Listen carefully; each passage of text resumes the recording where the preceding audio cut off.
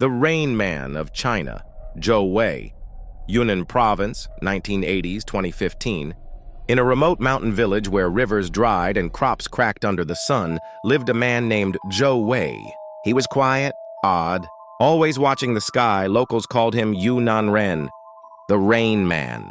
The gift Zhou was born during a monsoon in 1962. His mother died in childbirth, but the rain didn't stop for 7 days. Elders whispered that the storm had entered the child. By the time Zhou was 10, he could predict rainfall to the hour. Not just when, but how much, from where, and how long it would last. He carried no tools. Just a walking stick, a flask of green tea, and a tattered notebook filled with cryptic diagrams, drawn in raindrop shapes. He spoke little, but when he said, "Move the rice by tomorrow," people moved the rice. The science and the mystery researchers from Beijing dismissed him as folklore, until he accurately predicted a flash flood in 1987 that spared an entire village from drowning. His methods were unorthodox. He read the shapes of morning dew on bamboo leaves. He watched the flight patterns of dragonflies. He placed bowls of water at different altitudes and listened to how the wind skimmed across them. And once a year, he would sit silently through a thunderstorm and not eat for 3 days, calling it listening to the sky's bones. A climatologist once asked him how he knew. Zhou only smiled and tapped his chest.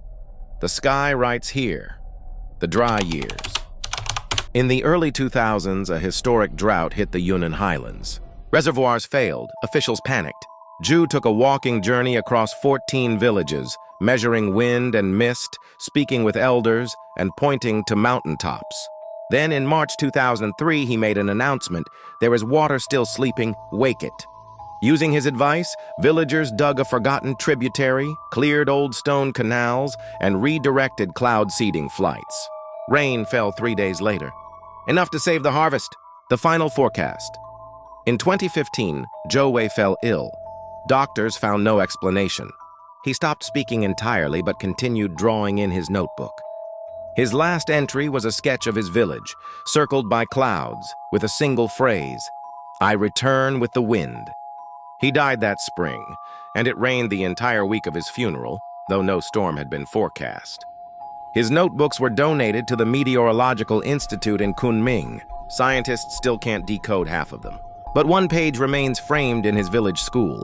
It reads, "Rain is not just water. It is memory falling from above."